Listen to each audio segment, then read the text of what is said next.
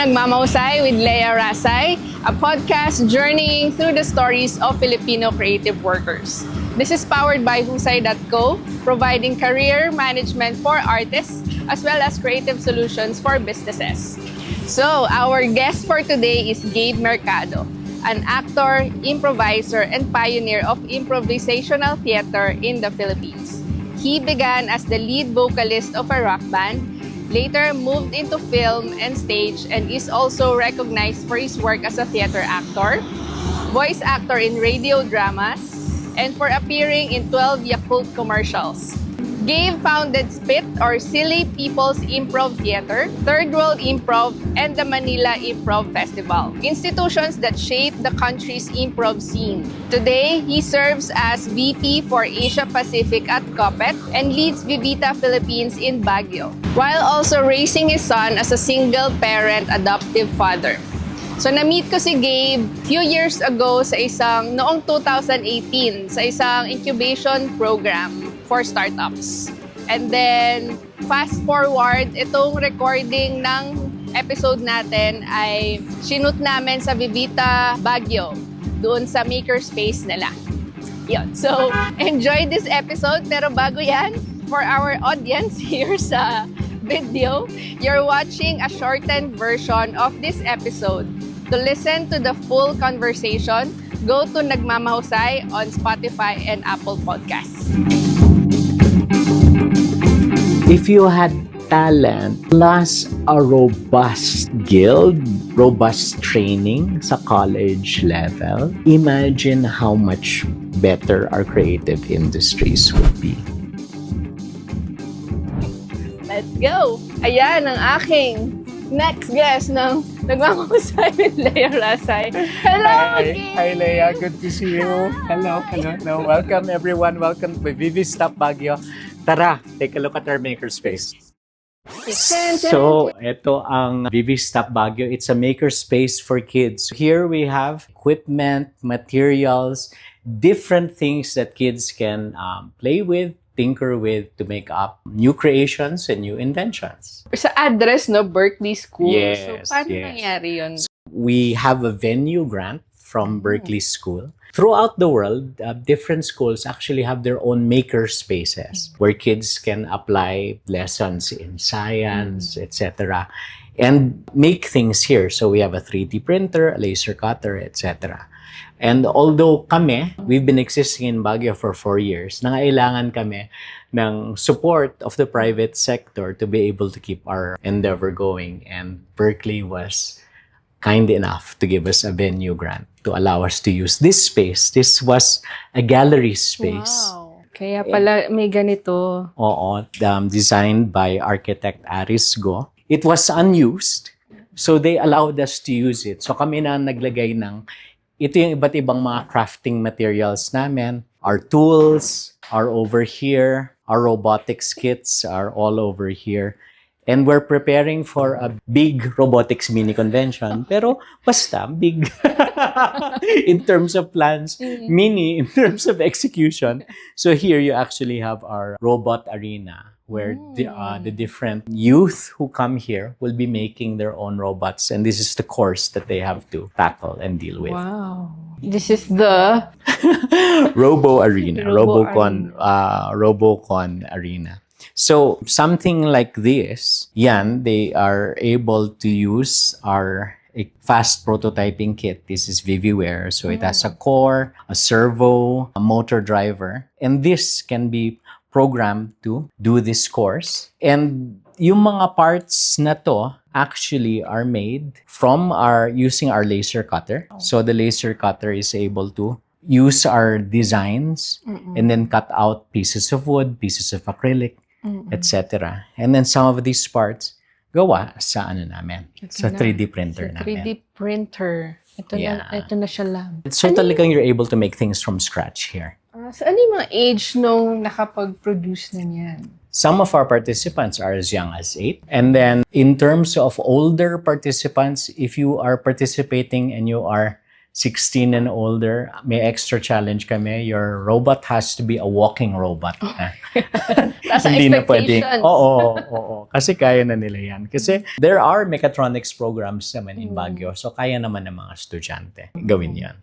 So may mga nagtatanong na ba about AI? Of course, we have a very healthy relationship with AI.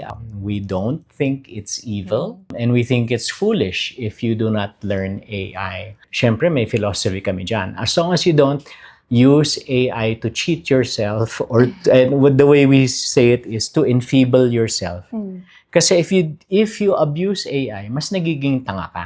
But if you use AI in such a way na lumalawak yung capabilities mo, then that's a responsible use of AI. So we have actually a very good attitude towards it. In fact, when AI first came out, one of the things we did was we had a baking competition where kids used AI to make different cookie recipes. So ini-input nila what were the available ingredients and they made recipes from it. So for one, it was a fun way to start learning the basics of AI. But second, more importantly, we kind of showed that it's also not foolproof. Na minsan, kahit sinabi ng AI na ganyan, tapos gawin mo, cupcake pala ang labas, hindi cookie. Masarap ba? Hindi. And actually, we had an actual professional baker be the judge. So I thought that was a good, responsible way because it said, okay, it can make something, but often it takes still human experience and a human expert to validate if it's true. So, ganun ang mga approach namin. Yeah, may experience nga sa recipe because yung sourdough ko, sabi ko, why is it not, parang hindi umaalsa. Okay, yun. Ang dami niya sagot, parang inaaway ko na si AI. Correct. So sorry naman siya. So it's not perfect. So yeah, so it's great when you bump it up against human experience, expertise. But like, for example, one way that we use it when we're applying for grants, banggain mo yung grant requirements, grant format, tapos yung lahat ng paperwork mo. Tapos sabihin mo, okay, ito yung concept ng grant, ito yung idea, ito yung write-up na gagawin ko. Please fill out this template while recognizing ito yung mga rubrics na gagamitin niya. Boom! Thank you again. You're welcome. Gabe. You're welcome. I've heard of Spit. Yung mga friends ko, ini-invite ako noon, mga years ago pa siya. Tapos pumalo. 20 plus years ago. Like may mga trainings din, ganyan may shows. Yes. Tapos pumalo siya nung pandemic. Yes. Naghahanap talaga yung mga tao ng... Yes. So, kamusta yung experience mo, yung journey mo from like starting it, ganyan, and Yeah. Spit, I think I started with Spit around the year 2000. 2000. And this is funny. I used to be married many years ago. I'm no longer married. And my honeymoon was actually with my ex-wife. And we took, of course, honeymoon. Asawa, syempre ang asawa mo. Time na yon. And our idea of a honeymoon was to take an improv workshop in the US. Medyo wala pang improv workshops talaga dito. And we took the workshop with Paul Sills. And Paul Sills was the founder of Second City in Chicago. So Second City was the biggest name and is still a pretty big name in improvisational theater and sketch comedy in the US. And I took that, the first Filipino. We were the first Filipinos to ever take that workshop. And when we came back, I had a really good friend, a mentor back then. His name is Redford White. Yes. And Redford White was not only a close friend. What many people don't know about him is how dedicated he was to his craft as an actor. During long vacation breaks when people would, yung stereotype na mga artista pumupunta sa ibang bansa para magliwaliw. Redford White would go to LA to take acting workshops. And when I came back and after a few months did nothing with my improv education, he called me up very sternly and said, nag-aral-aral ka sa abroad, tas ko wala kang ginawa. Tapos sabi, magtayo ka ng grupo. And then he called another friend who is a familiar name, again, Leo Martinez. And Leo Martinez then was head of the Actors Workshop Foundation. Tapos sabi niya, here, use some of my actors and start something. So the first batch of people who trained under me in SPIT were some people from Actors Workshop Foundation. Ang natitira na lang from that batch si Ding Dong, actually. And then some other friends joined us from Tanghalang Ateneo. Jay from the police joined us also. And we did that for a long time. We started that 2001 ang official start namin, our first gig. And a lot of it also was, getting better. Having the audience familiarize themselves with ano nga ba talagang improv? Kasi maraming hindi naniniwala na hindi siya scripted. Maraming hindi maintindihan kung ano talagang ginagawa namin because it didn't look like traditional theater. But it is theater. And of course, ang uso pa noon was mga acoustic. So sometimes we would go to gigs and we would ask for written suggestions. And we ask for written suggestions. We ask, what's your favorite Filipino food? Ang babalik, Jealous by Nina. Mga gano'n mga bumabalik na talagang hindi talaga nila maintindihan kung ano yung ginagawa namin.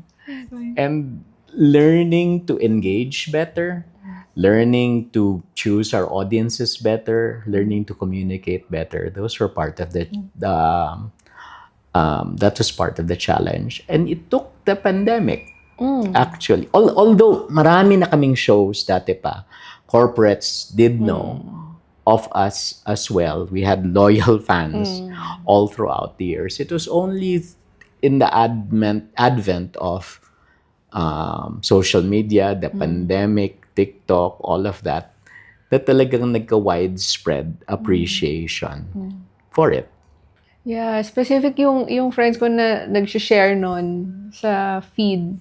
Ang sabi nila like yung lungkot nila, para ito na lang yung talagang napapanood ko, nagpapasaya sa akin. Oo. So, maraming... I think also, in a way, it was thematic in the sense that improvising means making the most of what you have. So, from kakarampot na suggestion, papasabugin mo into a musical, into witty banter, into dialogue, into scenes, etc., and thinking on your feet. And I think that was what the pandemic was all about, maximizing everything. And I think also there was a shift in overall in terms of taste. Because TikTok exposed us to more unpolished videos, etc. Mas nagets tuloy ng mga tao na, improv is unpolished. It's spontaneous and all of that. So it had to take that cultural shift, mental shift, and recognizing also something deep inside that these are also people making the most out of something. I think that caused the appreciation of SPIT. So, when you started it, tapos minentain nyo siya with the group. Yes. So, paano yun? Like, you have day jobs, diba? Na, Yeah. Throughout the years, marami ng alumni. So, actually, from the very, very first batch of Spit, si Ding Dong na lang ang natira. So, siya yung may staying power throughout all of that. Si Akong, unfortunately, we lost Akong last year. Ako, since I moved to Baguio, I'm no longer active in Spit. So, it's not an exaggeration to say na ngayon palang kumikita ang Spit. But it took 20 years of audience building, of training, to develop that kind. So, very, very happy for Spit right now that it is able to do it. And truth to tell, I would be surprised if there are more than 50 people in the world, in the entire world, who are able to do improv full-time at yun lang ang source of income nila. And I think I'm proud to say that Spit is probably already 10 of those 50 people in the world, ha? Kasi pati sa US naman, pati sa Europe naman, may day jobs rin naman ang mga tao. Yeah. Did you mean it to earn from improv? From performance improv, it was certainly a dream to do it. But early on, I was already doing applied improv. And that has a more established path to earning. So yung ngayon, yung 10 out of 50. So with Spit, babanggitin ko na rin Third World Improv. Third World Improv is the school that we put up where we teach. And 10 years na ang Third World Improv, and we have had a lot of students. And something that I always remember is that when we put up Third World Improv 10 years ago, I identified as our objective. Our objective is to create the group and the individuals that will replace Spit. Okay. Because it's beyond us. And more importantly, as the founder, it's beyond me. Because if it was about me, pag wala ako, wala nang improv. But now, it's so much bigger than what it would have been had I stayed on.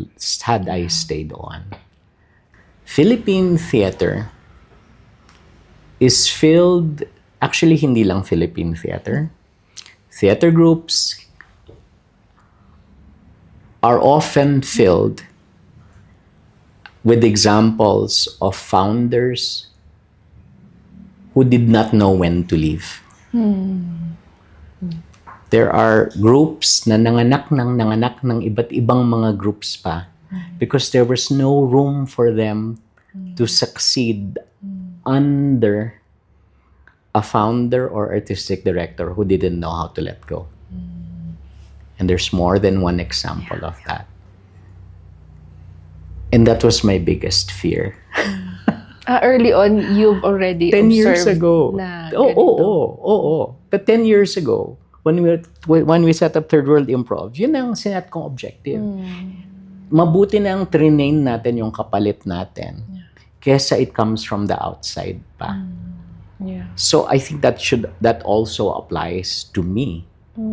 It's better that let go and they will fly to bigger things. And that's okay because I have Vivita, I have all of that. It's also influenced by, I think, the way my father did things. My father was also in the creative industries. He was in advertising. He was a big name in advertising in his time. And one of his mottos, personal mottos, was always about reinventing yourself. Sabi niya, do not congeal. Ibig sabihin, huwag ka lang manigas in a version of yourself. Now, you might be the best, but if you're not growing, if you're not reinventing, then are you still really alive? And I took that to heart. Na how could I, if I did not let go of Spit, if I did not let go of living in Manila, how could I be doing something like this? Now, my mission right now is to raise science, tech, engineering, to raise the PISA scores in STEM for kids all over the country through maker spaces. I wouldn't have had the hunger to do something like that and the drive to do something like that if I was still satisfied. And and you also can't take away that, hey, for 20 years, Spit was my thing. Wow. Yeah. At okay na yun. Okay na yun. Move on. Move on. Ang ganda. Because yung mga, yung like falling in love with the idea that you cannot let go of, or mga projects, or yung hindi mo pa nagagawa. Yung, I think, medyo related sa imposter syndrome because you would think that it's about you. Diba? Yeah. So, could you like expound pa dun sa, siguro imposter syndrome scenario? Not exactly about imposter syndrome, but I share this sometimes. I do get asked, what do I feel that Spit is now so successful now that you've stepped away, etc. I actually say, maybe they're bigger now because I stepped away. Don't think too much of yourself. Kasi, I kid sometimes that sisikat ba sila sa TikTok kung umaharap pa rin sa kanila ay 52-year-old? Parang di ba? You have to be younger. You have to be more vibrant, etc.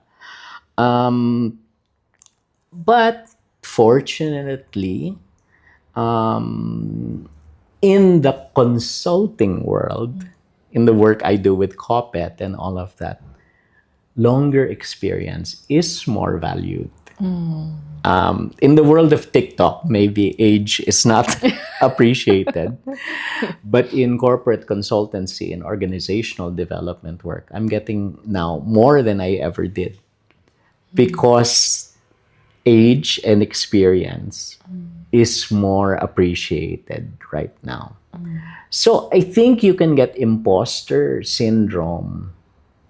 One, if nagpupumilit ka pa sa bagay na hindi na bagay sa'yo.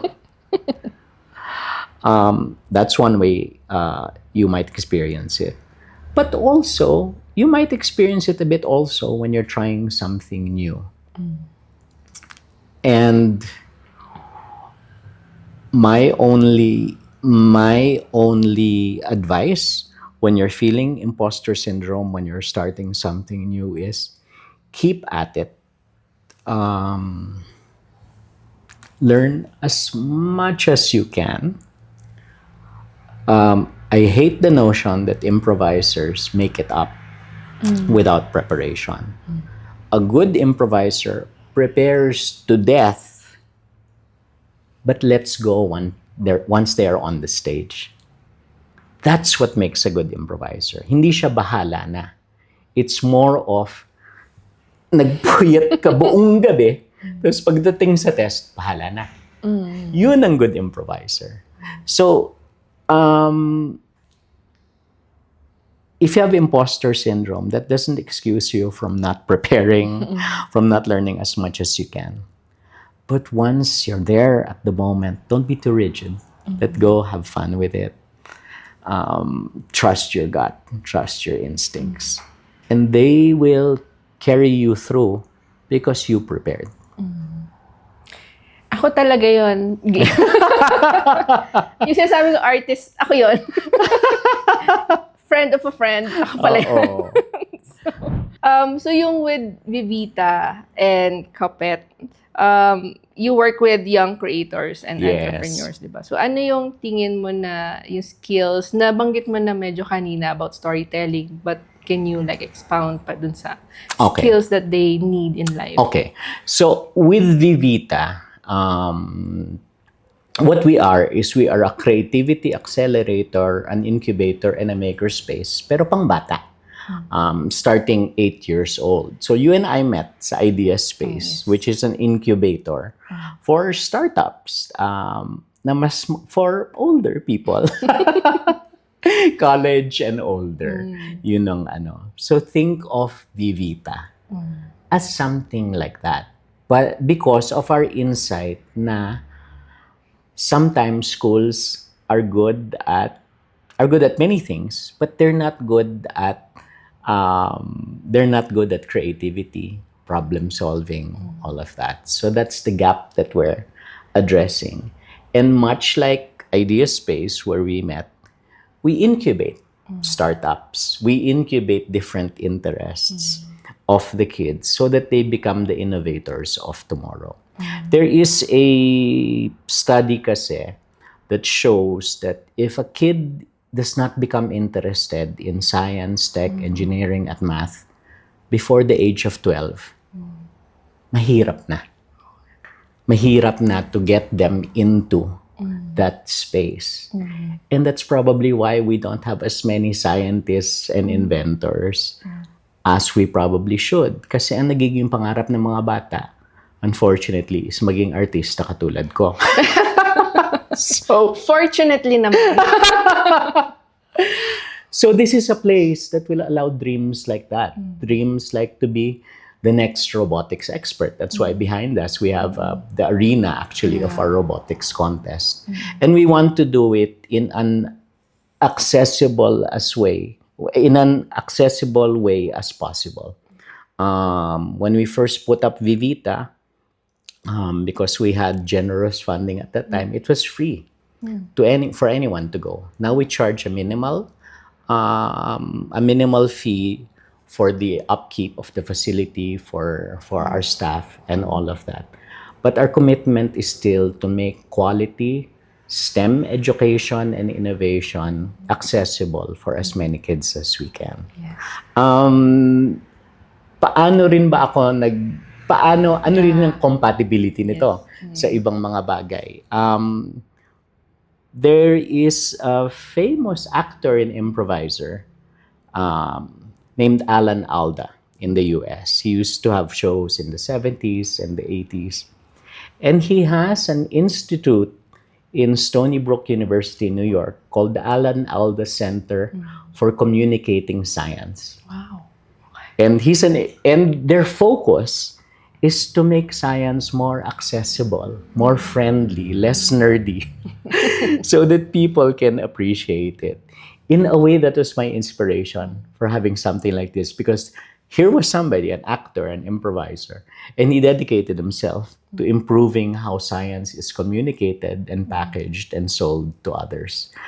And Vivita also is an international network of maker spaces. So we do support each other in this mission of getting kids more into innovation, more into creativity, not necessarily in the narrow perception na creative arts. But our dream also is that you can also be creative in the sciences. Not nagagawa ka ng data mo.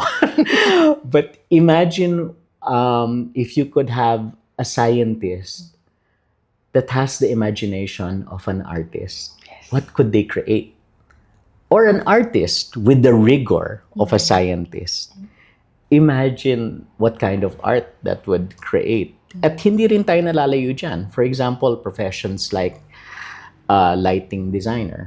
For stage, a set designer. Meron talaga mga science yan that are involved. So it's the intersection of science and art and innovation and all of that we try and do here in Vivita.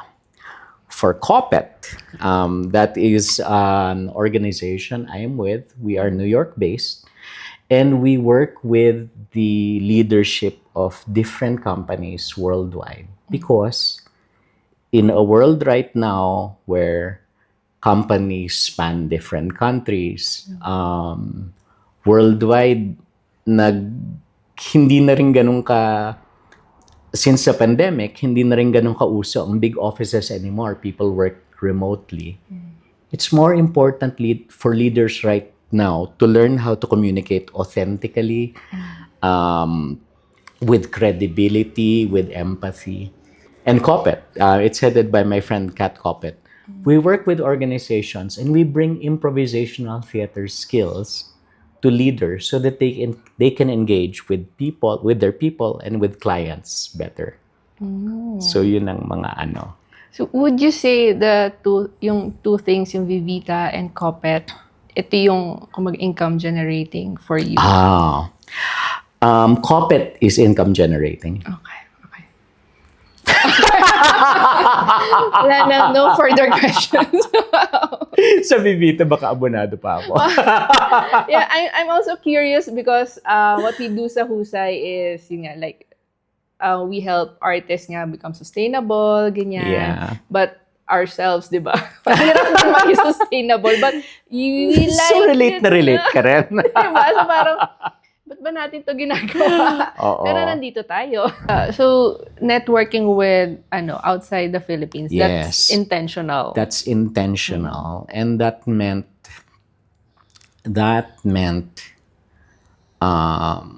funding myself for conferences, for and really spending time to get to know colleagues, learning from them, etc.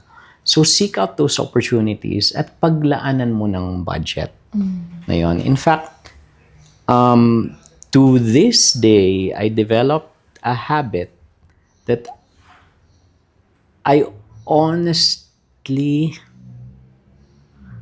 okay, meron naman. I was gonna say, I hardly ever travel for leisure. Whenever I travel, it's usually for a conference. Tapos mag-extend na lang ako. And that, I think, is a better way to spend your money because you learn, malaki ang pag-asang may balik, and then you extend a little. So, hindi na konsensya na gumastos all on leisure. Yeah, Parang yeah. dinagdagan mo lang. So, that's my biggest network. If you don't have the ability to do that yet, fortunately, marami na ring online groups that you can and come in with the attitude with the attitude of a learner. So, sama na rin natin sa question, no? Kasi madalas ang tanong sa amin when they know the value of networking but they don't know how. Or meron ka bang like tricks sa mga... So look at your field and try to see if there are networks or groups around it. And a lot of them have presence online. Like for improvisers and applied improvisation, there's the Applied Improvisation Network. And they have a yearly gathering.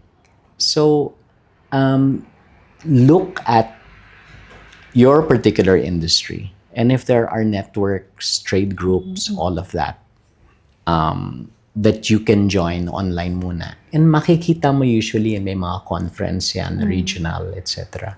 So, what groups am I a part of? Applied Improvisation Network. That's been the most instrumental in helping my career. I am with the Global Innovation Gathering. It is a worldwide network of maker spaces like this. So, we have good presence in Europe, Africa. I am with those two networks. Those are the ones that I am most active in. But others have, I mean, nandiyan na yung mga Rotary, nandiyan na yung mga JCs, and then look nga within your own industry. And learn. So when you are there sa events, kunyari, face-to-face, like, how do you, like, present yourself na, I do this? Yun yung sobrang jahe sa maraming tao. Well, ako, I'm very functional. It's like gumastos ako for this. Yes. Then I will. Then I will. Then I will try to meet as many people as I can. Then I will talk to as many people as I can. Kasi sayang yung binayad ko sa hotel at plane ticket ko. Yeah. Kung magpapatalo lang ako sa sa pagkailang ko. Kasi in a lot of ways rin naman kasi you won't see these people again. Yes. Yeah, just go do it. And I think mahalaga rin, isa pa yung gift ng improv when you're an improviser. Medyo nawawala rin ang takot at hiya mo because you get to do it every week to approach something without a plan, without a script, and exposing yourself to failure or mistakes. You get used to it. So that was one practical effect of improv training. Yeah. Do you have other, like, yung mga, bukod sa networking, not calling yourself as raketero? Oo. Please, let's stop using the word racket.